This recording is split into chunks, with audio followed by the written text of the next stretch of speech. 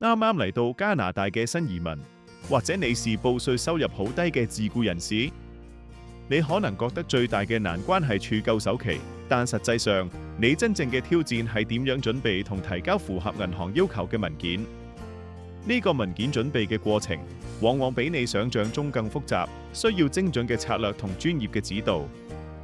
好多時，銀行會直接話你無信用記錄、無 T4 報稅表，咁我哋就唔會批按揭俾你。但係呢個講法其實係有誤導性嘅，因為佢哋冇提及到一啲專為新移民同自僱人士設計嘅特別按揭方案。呢啲方案可以幫助你克服傳統銀行嘅限制，成功獲得按揭。我哋會為你提供一套精確而實用嘅攻略，詳細教導新移民同自僱人士點樣利用一啲銀行職員通常會主動提及嘅特別計劃，去成功申請到按揭。呢啲計劃係專為你嘅獨特情況而設，可以大大增加你嘅批核機會。首先，針對新永久居民嘅攻略，如果你能夠提供35%嘅首期，好多貸款機構都會特別豁免標準嘅2年工作歷史要求。呢個係一個非常重要嘅優勢，可以讓你更快地進入房地產市場，而唔需要漫長嘅等待。但係，如果你的首期較少，例如只有20%，咁你就必須展示替代信用記錄。呢啲記錄可以包括過去12個月嘅水電費、租金繳費記錄，或者你喺海外嘅信用卡繳費記錄。提供呢啲文件，可以證明你有良好嘅還款習慣，即使無加拿大本地嘅信用記錄，亦能獲得貸款機構嘅信任。所以呢個就係一個重要嘅取捨。更多嘅首期，通常就等於你需要準備更少嘅文件。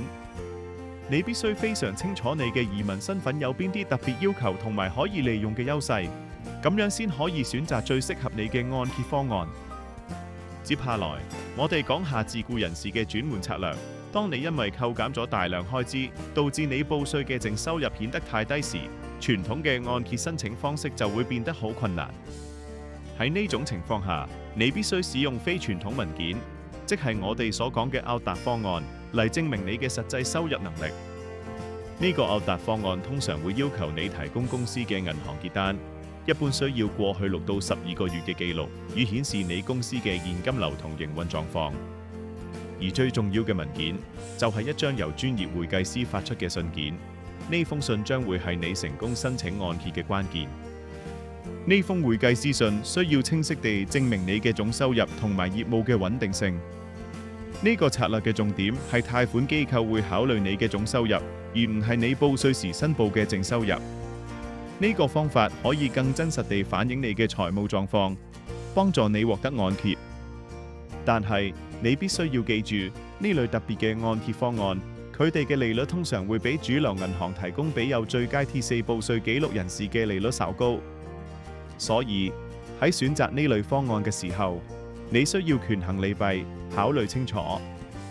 另一個有效嘅策略係利用租金收入嚟增加你嘅按揭批核額度。如果你打算購買嘅物業本身就帶有合法嘅付租單位，咁你就可以即時利用嗰個預期嘅租金收入嚟大大增加你嘅借貸能力，令你能夠負擔更高價錢嘅物業。具體嚟講，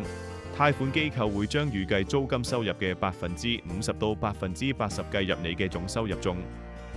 呢個比例會根據唔同嘅貸款機構同埋你嘅具體情況而有所不同，但無論如何，呢個額外嘅收入都能顯著提升你嘅按揭資格。舉個例子，如果一個合法嘅出租單位每月可以產生2000加幣嘅租金收入，咁貸款機構就可以幫你每月增加大約1500加幣嘅收入，即係每年額外增加18000加幣嘅收入。呢個額外收入對於按揭申請嚟臨係非常重要嘅。呢個額外嘅收入有機會令你嘅按揭額度增加超過10萬加幣。呢個係當你考慮購買複式單位或者帶有出租單位嘅物業時，最簡單同最有效通過壓力測試嘅方法之一，可以幫助你實現置業夢想。總括嚟講，你嘅選擇其實比你想象中多，但要成功利用呢啲特別方案，你需要一位專門處理呢類複雜情況嘅按揭經紀。佢哋會熟悉所有細節，並為你提供最專業嘅建議。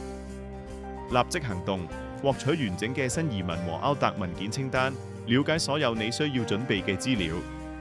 即刻去 Liberate.ca 揾我哋啦！我哋會為你提供1對1嘅專業諮詢服務，幫助你成功申請按揭。